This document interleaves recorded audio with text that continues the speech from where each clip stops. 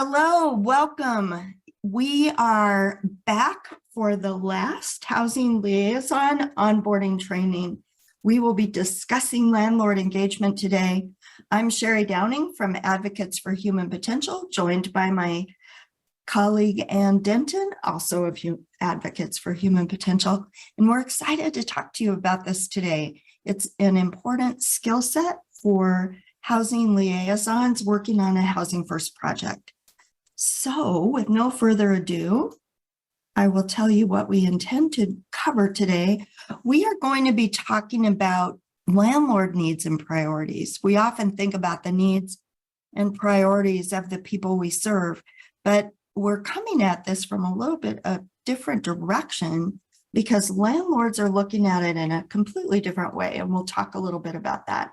We'll describe some of the strategies to build long-term and durable relationships with landlords and prevent housing concerns by engaging with the landlords and the participants to make sure that we've got a comfortable relationship built.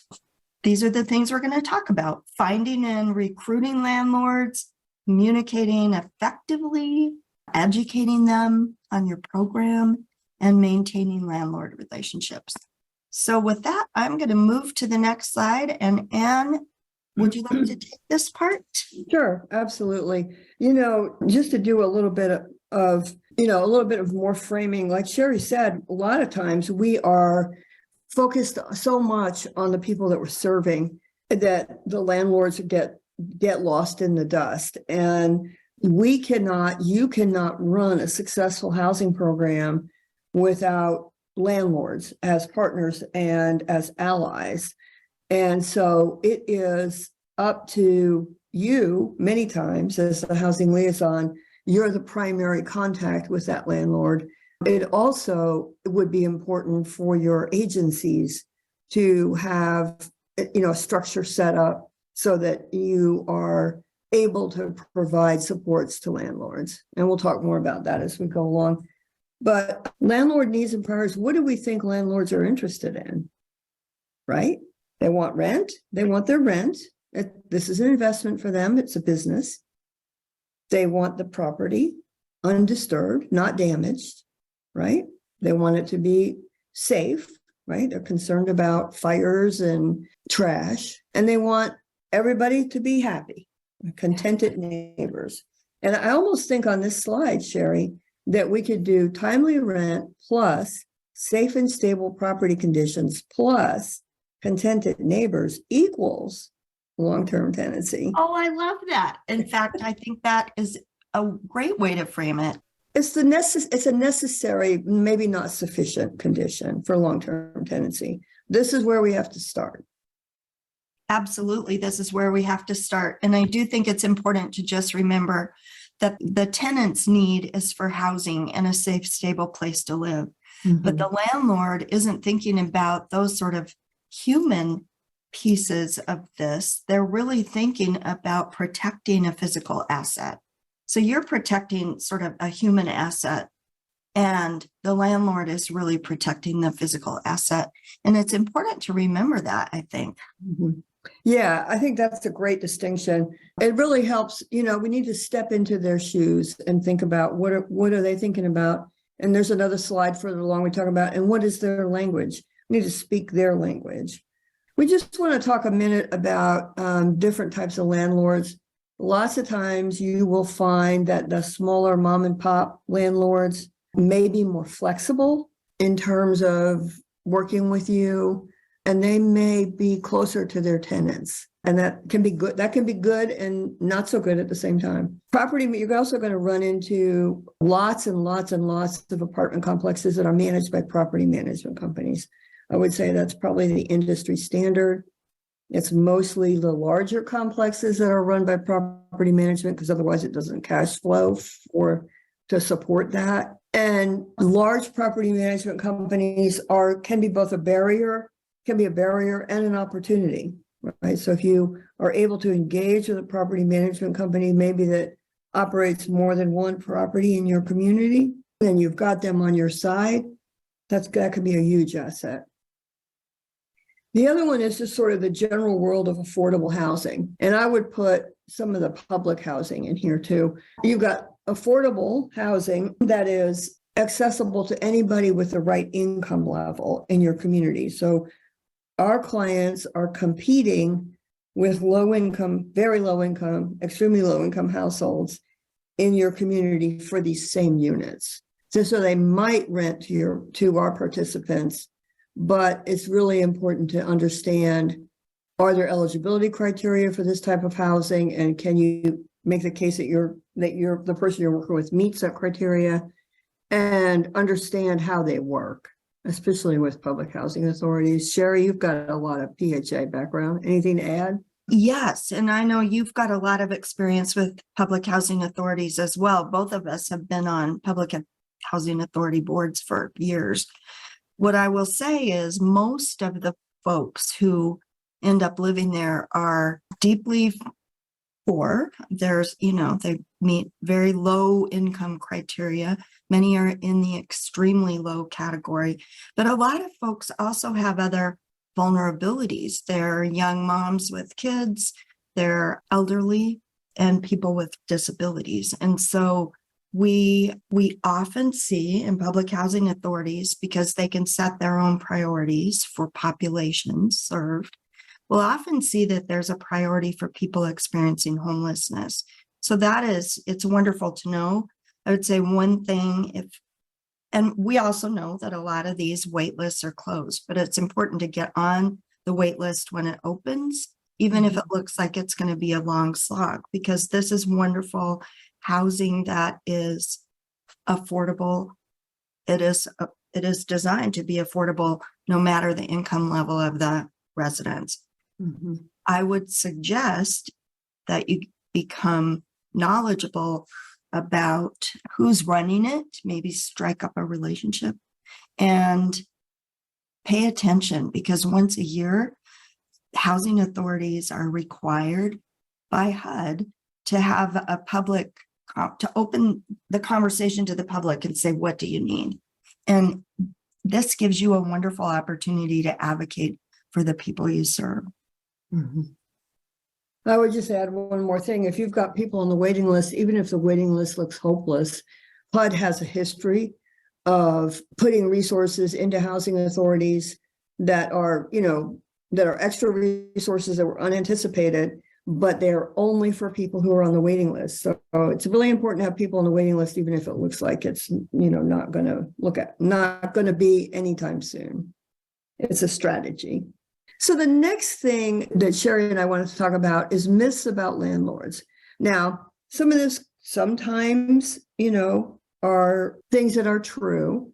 Well, one of them's not, but the idea that landlords only care about money, may be true, maybe not, right? But many times landlords, especially the smaller ones, are in the business because they are also social justice minded, or they're trying to be good citizens in the community, and they're working on being part of the solution. The second myth about landlords is that landlords can evict tenants. That is not true. Landlords cannot evict tenants. Only a court of law can issue an eviction order. So the landlord can't throw them out. The landlord can start eviction proceedings. A landlord can refuse to renew a lease at the end of a lease term. We call soft eviction. But landlords cannot put an eviction notice on somebody's door without a court order. And the other myth is that landlords know and understand fair housing laws. Most of them don't. Now, the big property management companies are going to have expertise around that, and you can talk to them from a position of expertise and expect them to understand. But the smaller landlords and sometimes even the housing authorities are a little confused. I think that was an interesting point, Anne. And I think it's also important that Housing First liaisons understand the fair housing opportunities available to their clients, because you don't want to pull that. It's an ace in your pocket, but you really don't want to play it unless you have to. So, you can help you can help smooth the waters with it if you have to, but I think we'll probably talk a little bit more about that as we go along. I think we will, yeah. So let's talk a little bit about how to find landlords. Again, like I said, we cannot run a program, a housing program without landlords and without landlord partners. And so one of the things that is really good about the way the affordable housing industry is structured is that there are all sorts of community inventories out there. You have existing inventories that you may have an apartment locator system in your community. Those are great resources, right? Dial into it. You go into the app and you enter the information about the person's situation and properties pop up. Those community-based inventories are often have information in them about whether or not somebody will take Section 8, or whether or not a landlord will take Section 8, which is a housing voucher program run by HUD. The Department of Housing and Urban Development has inventories in your community. And for rural areas, the United States Department of Agriculture has about 500,000 housing units in rural America, all of which are below market rate and some of which are subsidized. And so if you are unaware of that resource, that's one of my favorite things to show people. I love that one. And there's actually maps for the counties out on the rural development website where you can click and see pictures of the units that are available. It always surprises me. They're often really beautiful units. And I love the fact that the extension officer is really the arm of the rural development and Department of Agriculture right in rural communities. Yeah. So that is, they may not be that authority on housing, but they certainly will have a connection to Department of Agriculture and will be able to help answer questions. Mm-hmm. Yes, absolutely. Yeah. So I think I should have said before we started this little journey here that being an effective housing locator, which is your job, part of your job, it is labor intensive. That's the bad news. You have to really work at it.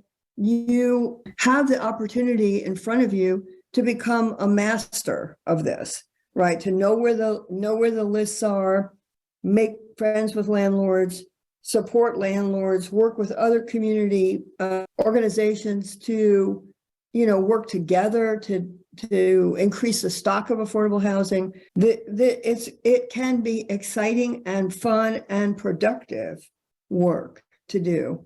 But I don't want anybody to say that Sherry and Ann said it was going to be easy. So continuum of care, those of you in urban areas for sure probably have heard of this.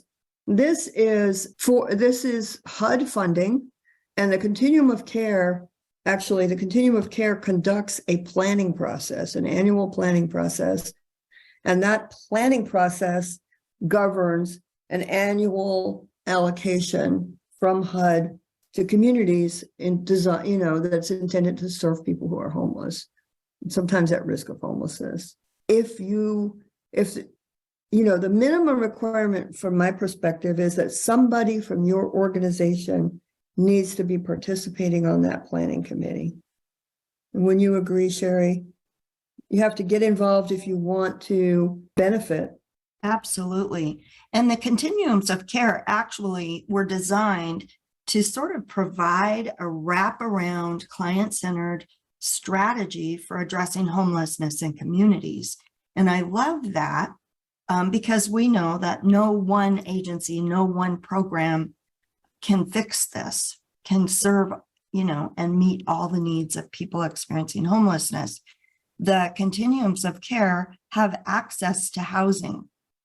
You have the relationships with the people who meet their criteria, which is homelessness, and need the housing. So it's sort of a match made in heaven. Yes. Or at least it's intended to be. Yeah, it's intended to be. Now, nothing's perfect, but this is a resource for you and for your clients. You don't have to be at the leadership level of your agency to participate.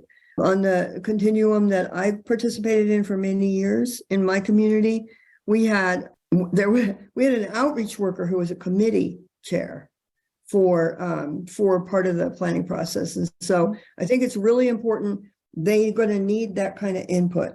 And so it's good. It's a good thing to do. The other thing that it does is it puts you in contact with other people who are interested in the same thing you're interested in. Friendly landlords, serving people who are most in need and who may not be the most appealing tenants on paper, right? They don't look as good on paper as maybe some other households. And you're with like-minded folks, and it's a good way to make connections. And a wide range of folks typically, and that's really the intent and the hope, is that these continuums will include not just housing folks, but also federally qualified health center representatives, veterans representatives, I would say treatment representatives, folks from kind of across the spectrum, and also people who provide poverty amelioration services like food banks and, community action charities, the kinds of organizations that are there to help one way or another. So one of the huge benefits of getting engaged in the continuums as you begin to build your relationships with people who can offer your clients things that you may not be able to offer. Absolutely. Yep. And it's a service and housing extender in that sense. The other place to look is the same places you would look if you were looking for housing for yourself, right? Craigslist, social media, then, I would say the newspaper, but that will date me. Online, looking for rent signs, same thing that we would do for anybody. We always say, go for a drive. This is the sleuth part of it. When you start to look at Craigslist and other ads, I always say, go around. You'll often see rent, housing for rent signs and windows that may not make it to Craigslist or the newspaper or Facebook ads or whatever. I mean, it's worth taking that drive. The next slide is really all about, it's like making political connections or paying attention to what's going on. I think that for many case managers and housing liaisons, people at the direct service level, just like we may see landlords in a negative light, they don't like our people, that kind of approach. Sometimes we feel the same way about business leaders in our community. And I will tell you, don't fall for that. Have also a myth. Looking for community champions.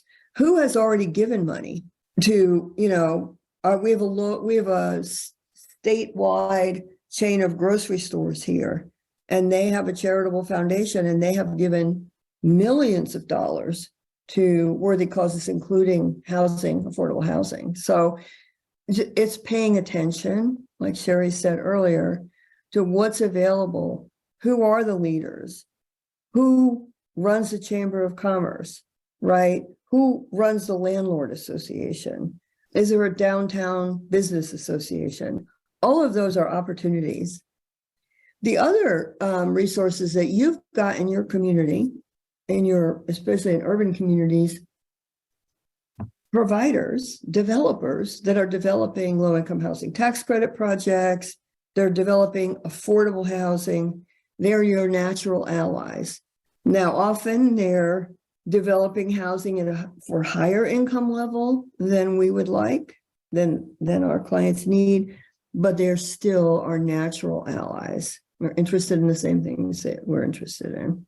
And there may be nonprofit developers in your community. I know here in where I live in Montana, we'll see that Human Resource Development Council's very involved in developing housing for people with low incomes. They're also known as community action agencies, but it's a quasi-federal entity that, that is really designed to ameliorate poverty. So those are really good ones to reach out to as well. The other thing that Sherry and I wanted to share with you is we want to talk again a little bit about public housing authorities. And one of the things that I want you to know, is that public housing authorities, either they run the Section 8 Housing Choice Voucher Program, that's the formal name of it, Housing Choice Voucher Program. They also run public housing. And so in order for them to be a housing authority, they have to do one or the other, or maybe both. It's easy to find out, right? You can go on the HUD website, and we have the link in the slide here. The other thing that housing authorities can do is apply for specialty programs. So they're frequent partners in the continuum of care process, which we just talked about. They often are the ones that receive the hard housing dollars through the, that come through the continuum of care, and they are good partners in that sense.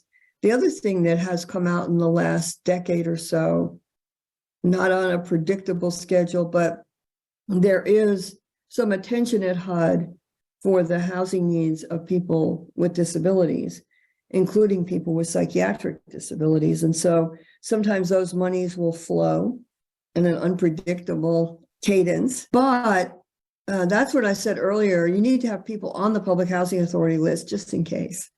Sometimes that money plops into the housing authority bucket and it becomes available. So, Sherry, what would you add? The only thing I would add is that the flow of the wait list is unpredictable. So they may tell you, you call the public housing authority office and you say, how long is the wait list? And they're going to say 2 years, if it's open, if it's even open, right? Yeah. But what we've seen is that people get on the housing authority list, the wait list, and then their circumstances improve, or they move away, or they just quit they find a place and they're doing fine on their own, or any one of a number of other circumstances that mean that when it's time to open that list and reach out to the people in order, however many that is, many of them will no longer be viable candidates. Mm-hmm. And so that can mean that the housing authority wait list is going to go way faster if it opens than you would think. It may not really be 2 years. Yeah, and they're not going to tell you, and they honestly don't know either. No, they don't. But yeah, it's like we said earlier, this takes sustained effort, and this is part of the effort. The final thing that we wanted to talk to you about is, this is sort of the short list of housing and urban development and USDA resources. They have, the HUD had past tense, a multifamily housing inventory that's probably 8 years old at this point. It is a list of housing resources in your state that have been assisted with HUD funding in one form or another. And so it's a comprehensive list. They don't publish it anymore, but you can dig around and find it. What they've replaced it with is a automated system where you go on the HUD website and you're looking for housing for people who are elderly or who have disabilities. And so you're in that section of the HUD website, a menu pops up and you put in the community you want and a little bit about what the necessities are going to be for that unit, and then resources will pop up. So the information is still there. It's just in a different format. The HUD Section 811 program, that is, my friend Ann O'Hara always called it a boutique program. It's a very small portion of HUD's resources, but it is targeted to people who are elderly and people who have experienced disabilities. And the program over the years has morphed into a rental assistance, a project-based rental assistance program that developers can use to buy down basically the costs of some of the units to make them more affordable. Also in your community and on the HUD multifamily inventory, you're going to find old-fashioned 811s, which they all used to be 16 units or less. All the units were designated for people with disabilities. And so they're small apartment complexes. You're going to find some of those. They're a little older. The HUD VASH program. This is you talk about, sometimes people say government doesn't work or bureaucracy doesn't work. I'll tell you what, HUD and the Veterans Affairs, Department of Veterans Affairs got together many years ago and created this program. And it is the VA provides the services and HUD provides the housing resources in the form of a voucher. And it's a match made in heaven, as Sherry's already said about something else. Then the low-income housing tax credit program, the developers use that. And the units are typically higher in rent, and the income requirements are much higher than someone on SSI makes. So they're not a ready-made resource, but learning what is available in your community in terms of tax credits. It's like a clue in the hunt. Right? You're hunting for units, and this gives you access to people, developers, property management companies that are familiar with affordable housing. It's a place to start. And then Sherry's already talked about USDA. Is there anything you would add about that or anything here? Just that the low-income housing tax credits are usually really lovely units. It's one big piece of a funding package, typically to develop housing. That includes community development block grant. It will include home. It'll often include private financing, and then the low-income housing tax credits. If you can pair a voucher with a tax credit unit, it can be made affordable that way. And a lot of times the QAP is set by the Housing Finance Agency. And what it does is allocate points based on, what a project is offering up. Often, maybe even most of the time, you will see that there are additional points for saying that you're going to help serve people at lower incomes or people with various kinds of vulnerabilities. So looking at that at your QAP plan is always helpful, just to know what's out there, because many programs now are setting aside, a certain percentage of units specifically for people with lower incomes. That isn't to say you won't still need a voucher, but I have also seen projects where they will build, project-based vouchers into a certain number of the units. So it's worth looking. It's definitely worth looking. And again, you're making connections at the same time that you're looking for units. So you're doing two things at once. So we've given you, this is just the tiniest snapshot of what we could share with you about how to find housing and what questions to ask and where to look, and an immense amount of detail. But I hope we've given you enough to whet your appetite and get engaged in the search. So recruiting landlords. Sherry, you want to talk about that? Sure, I love to talk about recruiting landlords. Thanks. Although I'll be pulling you in, as you know. We always advocate developing some marketing materials. I think videos are a little aspirational in most cases, but there are a lot of agencies that do. Process maps, I think of these as asset maps, where you really begin sort of looking around your community to see where the various resources are. And the mapping strategy can be really helpful. I knew a program in Detroit that was really having wonderful success getting people into housing. And what they did was blow up a huge map of the city and have it on their wall. And every time they would find housing for someone, they would actually put a brightly colored thumbtack in that area so that they had a visual representation. That isn't what they're talking about here. The process map here is really looking at the steps that you want to take to get into the housing. And this can be a really useful tool, particularly for staff who are just beginning this kind of work. Mm-hmm. Flyers are wonderful to hand out as you make acquaintances. Look, I don't know if you've heard about my program, but here's a flyer. And I also seriously encourage you to have a very short, we call them elevator speech, sort of in your head that you can use to explain the program. And in that elevator speech, I always advocate for telling people what's in it for them. So Yeah. what's in it for the landlord? Well, you know that rent is going to be paid on time. You know that you're going to have someone to call if things go south. You know that you're going to be covered potentially if there is some damage to the unit. There are lots of ways that you can sort of sell the program to landlords. And then social media graphics. I think those are also useful. We've seen a lot of those over time, and it'll show, success rates, and it'll show how long people have been in housing, and it'll show other kinds of outcomes that are useful for selling your programs. And what would you add?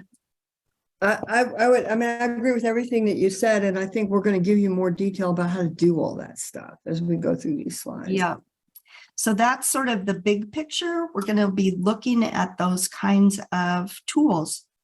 So strategies to market your program. This really talks a lot about some of the things that we've talked a lot about joining a local coalition. That's the continuum of care. There may be other coalitions. There may be a low-income housing coalition. There may just be a landlords group. There are lots of different structures for this around communities. I think probably the standard in most communities is going to be the continuum of care. I love telling people socialize at church groups. In my community, one of the things that happened when we began really talking about addressing homelessness here was the churches got interested and they wanted to help. And so they ended up forming strategy. There's a name for it, which will come to me in a moment, where they would all serve as housing for a week for families without homes. This one is specifically geared to serving families, and they're families without really difficult problems. For the most part, they're just struggling financially. There's no active mental illness or substance abuse. There's no, criminal history. Violence. Yeah. But it's a great way to take a small subpopulation of the homelessness, of the community of people experiencing homelessness, out of the mix. And then, so people stay at at a church for a week, and the church provides food and shelter. And there's typically a place to go during the day where people can work on resumes and make contacts for, jobs, or look for identification documents, whatever they need to do to sort of get their feet under them. And then on Saturday, I think typically, a van comes along and they move to another church. So there's no burden on one church. It's not a perfect strategy, but it's a really wonderful way to begin engaging people in community. It is typically you'll see people begin to catch on. They stay in until they have permanent housing, and most of them will catch on with one church or another where they felt particularly valued. It's a good strategy. But I say socializing at church groups is also helpful, even for people that you're serving, people who have been homeless for a long time and have a lot of vulnerabilities. They're wonderful about doing sock drive, glove drives, finding coats and adding to the local food bank. They are wonderful. If they know the problem, they are good about helping. Providing positive media exposure for landlords. If you've got a really great landlord, I suggest absolutely publicizing that and saying landlord of the month or whatever you want to say, and do a little interview if you have that opportunity. Local public TV is a wonderful opportunity to get the word out. I would encourage you to look at that. Hosting landlord events, very fun and helpful. We do that typically. Provide food. You might even want to showcase a landlord who's been helpful to your project. Old-fashioned way, pick up the phone and call, or send a letter or flyer. or attend fairs, access fairs, and host a table. Do a press release. There's lots of ways to market your program, but I don't know what you would add to that, Anne. I mean, the only thing I would add again is one more time, it's going to be individual to your community, and it's going to take some effort. It's going to take some positive energy, to go out and cast your net wide, right? Absolutely. And I thought of the name of the church. The church program? The church program, it's Interfaith Hospitality Networks, and it's nationwide, and they give you guidance and have specific structures and supports that they can provide you. It's worth looking into. It isn't necessarily a program that you may need, but it is one of the many strategies for addressing homelessness. So, ways to build relationships with landlords. First, you got to approach. So that means you've got to find the landlords, and then you need to sort of begin to introduce yourself and engage. And then here is the part where you can use your elevator speech and your brochures and maybe introduce them to a couple of successful clients who have been in housing for a while. Because what do we know about housing first? We know that once people get into housing, they typically are able to hold on to it for a long time. Yeah. And their landlords are typically very happy. So inviting the landlord to meet one or more of your clients can be helpful. Touching their heart can be useful. If you say, we can help you meet your needs as a landlord, we can make sure that your other tenants will be able to peacefully enjoy their units, and that your rent will be paid, and that there won't be damage to the unit. But you would really be helping someone. And there are a lot of people who really do want to help. And then follow up. This is not a one and done. This is a relationship.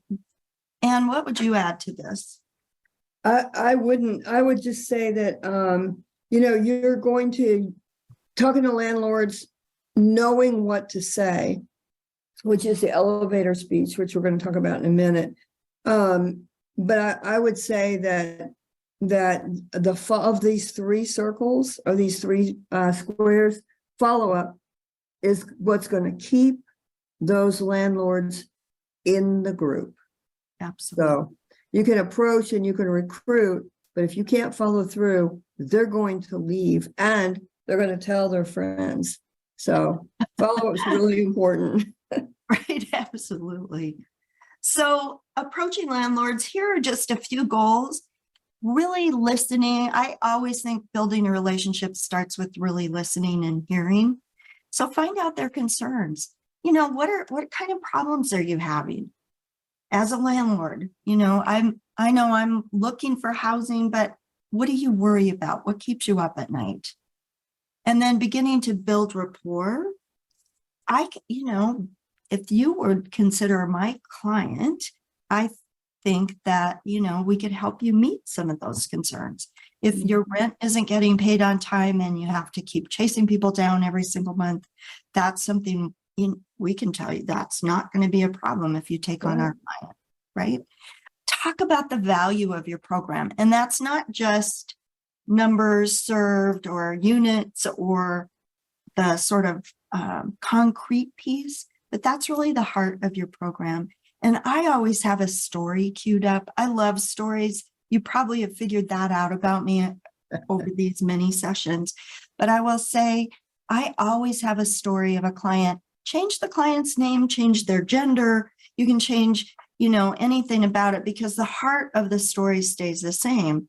And you can say, when I first met Joe, he was living behind the old Ben Franklins in our community beside a dumpster.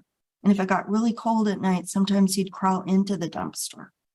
And you would know from a block away that Joe was homeless by the way he looked. His clothes were tattered and sort of greasy, and he was absolutely dejected. A lot of times you'd see him and he'd just be curled into himself. And we were able to get Joe into housing. And you should see him now. You would not be able to tell him from your local banker. He is dapper. He holds his shoulders up high. He is so proud of him, of his unit, and he's doing so well. It has just turned his whole life around. And I will have a story like that queued up where somebody that I can actually think about that I've met and helped. I want to be able to make that person come to life for that landlord, because that will sell your program as much as we can make sure the rent is paid on time. And then offer support. You know what? Here's my number. I would really like you to house my client. If something goes wrong in the middle of the night, and sometimes we all know that it does, you can call me. I don't care what time of day or night. Call me. I will help solve this. You are not here to provide, clinical services to my client, but if we can get him into your housing, I will absolutely be there. And what would you add? I would say again, of the 4 lines here, that offering support and following through is probably the most important. And we're going to talk right now about speaking the landlord language.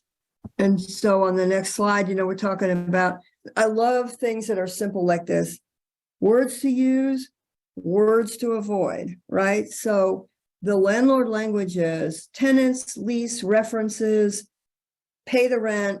The words to avoid are homelessness, right? Or clients, case managers, people who are hard to serve. That's going to scare them, I think. And so we really don't want, that's not the situation you're presenting. It's not the facts. The facts are you've got somebody who can't afford housing without help, and you have a landlord who's got a unit that's affordable, and you want to make the match. That's the conversation. And then here's the elevator speech that Sherry's been talking about. You got to practice, you got to write it out. I have written out elevator speeches, practice them so that it just flows. Whether I'm at church, whether I'm at, a neighborhood meeting, whether I'm at, the grocery store, talking to somebody, that I know what it is. People say to me, what do you do? Well, I have an answer for that. So critical. And it's really an attention-getting hook. We call them elevator speeches because it's sort of the time between floors. They're short. Yeah, I agree with Ann. Write them out. Say it out loud a few times before you try to use it. I always think, I don't need to practice it. Yes, you do. You absolutely need to practice it and let your passion show. That is a big deal because people react to that. Yeah. So, just a short version would be, my name's Ann Denton, and I am here today to ask for your help. I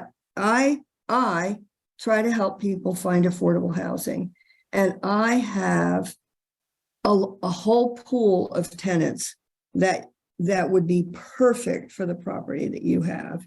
And we're different because I will guarantee that this rent gets paid. I will guarantee that people are not going to be damaging the property. And I can guarantee that people will be happy, contented, long-term tenants. Let me give you my card. I'm just going to interrupt for 1 second. That is a great one for engaging with the landlord. But I advocate when people say, what do you do? Having a version of that you can use more generically, because you never know who's listening. Yeah. That's true too. Yeah. Just sort of focus. It's focus, right? Comes down to focus. Keep it short, say it out loud before you use it, and show your energy, right? Both Sherry and I we can I've got some self-righteous anger about how people are treated in our country and they're not getting what they need. And I can use that energy to try to engage people. I don't want both of us to push. I know we've already figured that one out. So here's what Sherry and I just did, an elevator speech example. And I think this is a great little tool here. So I would say, feel free to use it, massage it. shape it. Yes. Yes. I think, yeah, this covers all this. You can, yes, take this and make it your own, write your own, and then practice it. One of the examples I always use is that I want to be like a politician on CNN. No matter what question I get asked by a reporter, I always come back to the same point that I want to make, no matter what they ask me. So this is your version of that, right? You're going to just say what you want to say, no matter what they say to you. That's something we've learned over the many years that we've been doing training is if you're in a live training and you say, we're going to go around the room and I want you to answer these 3 questions.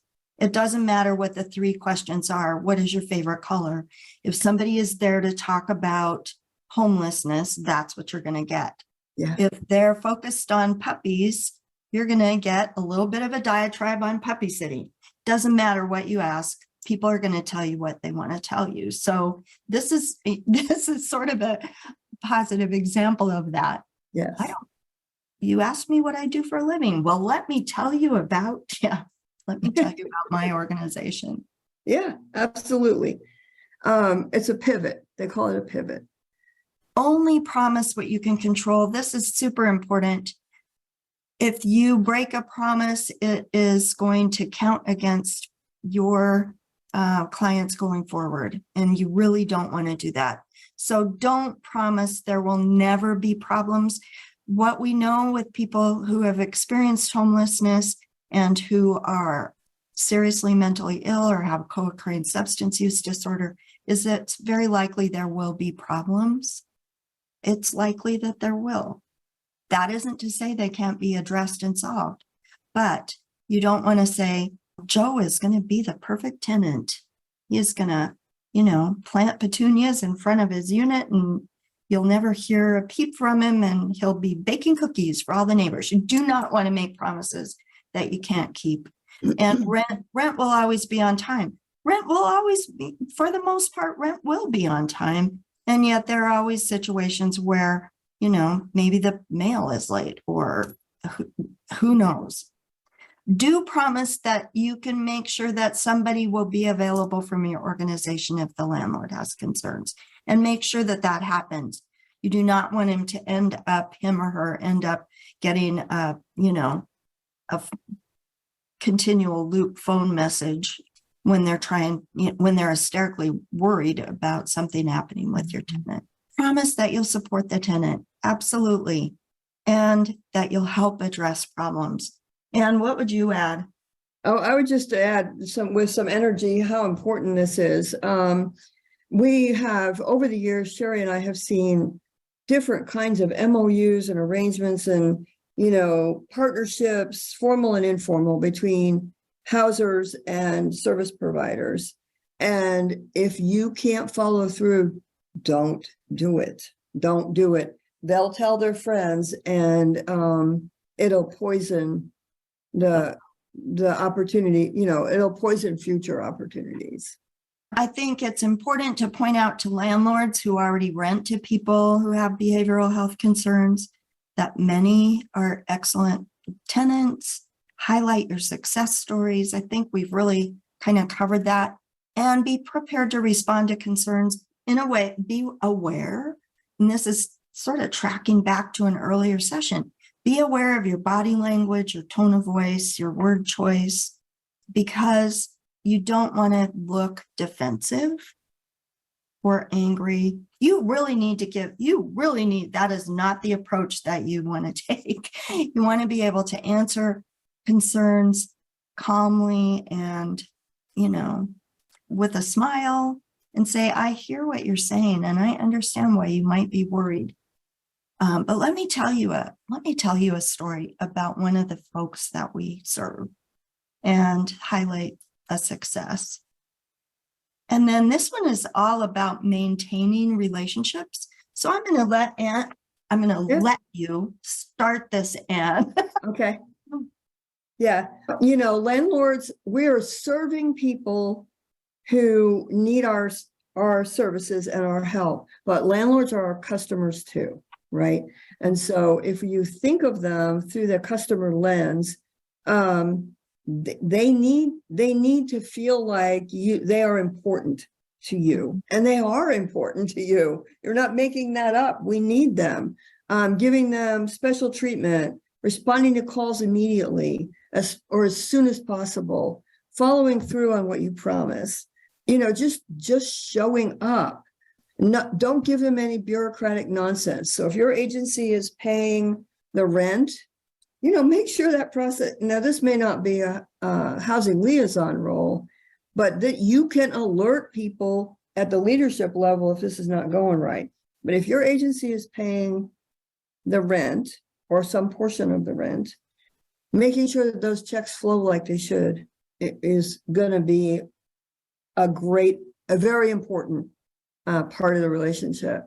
The other thing that agencies often do, and I didn't see it in these slides, but Sherry and I can both wax eloquent on it, is in order to support landlords, one of the best things you can do is have an emergency fund, right? So if Sherry punches a hole in the wall, which I'm prone to do. I say more likely to be me, but if Sherry punches a hole in the wall, you tell the landlord about it and you say, we can have a crew out there tomorrow to fix it. Not your problem, Mr. or Ms. Landlord. We can fix that for you. And, we talked about Samson Barris 2 or 3 times. That's one of the major things that the original Pathways to Housing program did so well, is they supported their landlords. Sam called it the care and feeding of landlords. If you attend to landlord needs, you are facilitating future opportunities rather than destroying them. And if you have more interest in that piece that Anne was just talking about, the care and feeding, I would encourage you to look up landlord mediation funds or restoration funds. There's mitigation funds. Mitigation funds, yep. Yeah. So look up the mitigation fund. Oftentimes it'll just be a little pot of money that can be used for those kinds of things that, some things are going to be the landlord's responsibility. But if it's, the tenant has punched a hole in the wall or whatever, that is not the landlord's responsibility. And this pot of funds can absolutely go for that. Yeah, you're reminding me, Sherry, that the United States Interagency Council on Homelessness has a great website, and there's a lot of resources on there. A lot of them, there's a whole set of resources, I think, about landlords. I think so. And yeah, risk mitigation funds, that's what made me think of it. I think they have 3 or 4 or 5 tools that you can use to create and run a risk mitigation fund. I think all of these are great tips. This is really relationship building. Show you're happy to see them or talk to them.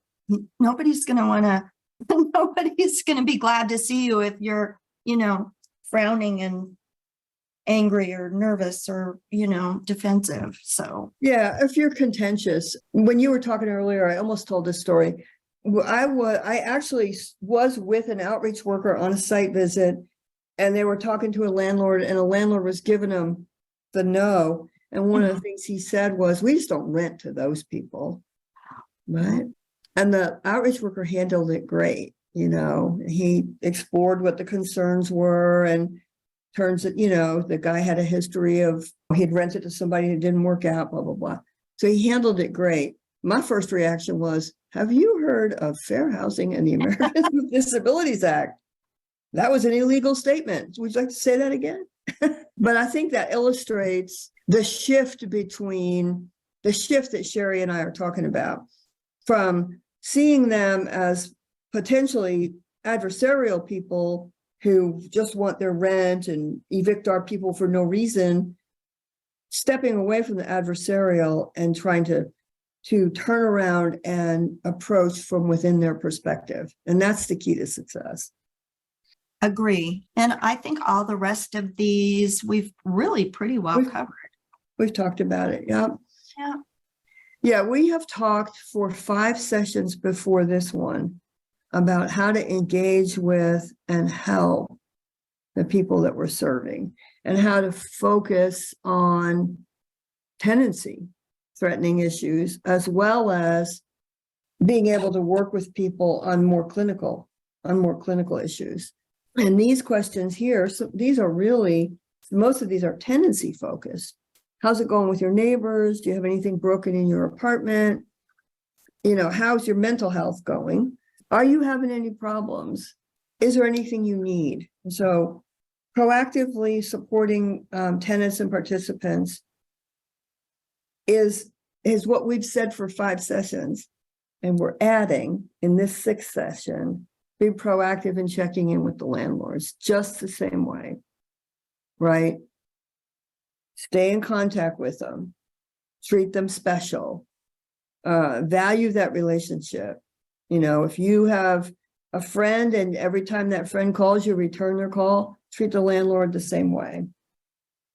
You're selling a service in a sense. And I know I have one of my sons is an insurance agent. And when he was very young and just starting out, he would often stop and get a dozen donuts to take if he was going to go visit a prospective client. Mm-hmm. I would say that is not a bad idea if you have the budget for it to stop and pick up, not every time, of course, but occasionally just to say, thank you. It's not an expensive, but it can go a long way to building a relationship. Mm-hmm. Absolutely. Christmas cards, all that stuff. Oh, and especially Christmas cards may be signed not just by you or the other folks that you're working with, but maybe, the tenants. Thank you so much for what you've done for me this year. Yeah. Huge, big deal. Those are the kind of things that end up on people's bulletin boards. Mm-hmm. I love things like checklists. And so these are things for you to consider how you're going to do the response that Sherry and I have been talking about, right? How do you, within your own agency boundaries, who's going to take the landlord calls, right? Are people going to be on call somehow? Is there a hotline that the agency runs? And if there is, and the landlord calls it, do the hotline staff know who to call? Can't just have them call the hotline, right? The hotline staff needs to help triage the severity of the issue and make the proper connections. And holding yourself, your program needs to be held accountable. Hold yourselves accountable for how quickly you return calls or how often you're responding to landlords. Have coverage. If you are taking a vacation or you're sick or there's a holiday, make sure that you have set it up so that one of your colleagues can take on your responsibility if it is your responsibility. Be there to help your colleague if it's, if they need coverage. Right. And then this bottom part here on this slide, this is what we were talking about earlier. Agencies and bureaucracies of all sorts are notorious for having barriers to quick action. And so before you open your mouth to make a promise about how the checks will come or anything like that, the leadership of the organization needs to make sure that's actually going to happen as advertised. Oh, this next one you're going to like, Sherry. Oh, I do love this. The landlord events are a ton of fun.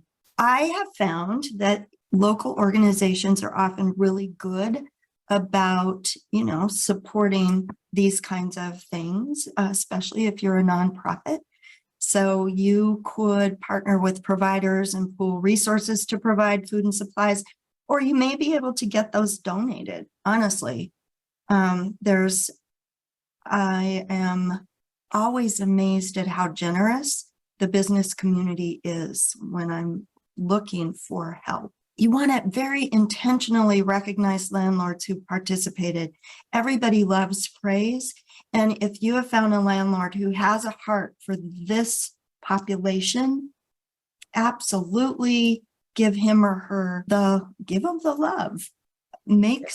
Say, Janice has absolutely turned the life, given my clients an opportunity to turn their lives around. Janice, could you tell us one of those stories and have her primed and prepped since you don't want to surprise her? Right. But you want to also ask we always ask a successful client to present at the event. Those stories usually make people cry. And you want to be careful about who you invite to present. The person has to be able to sort of step up to the mic and tell their story. But when you find someone who's willing and able to do that, it's golden. Yeah. And then ask questions of those who attend and be prepared to answer. Say, what do you want to know about what we're doing here? Mhm. That's especially important, I think, with like a landlord association or, a monthly luncheon of a business, business association. They're going to have questions. And so all of these things are, I think, really helpful and really good tips. And so here we are back where we started. And I liked your take on this. Right. Timely rent plus safe and Plus. stable property condition Plus plus contented neighbors equals long-term tenancy. Love it. Yes.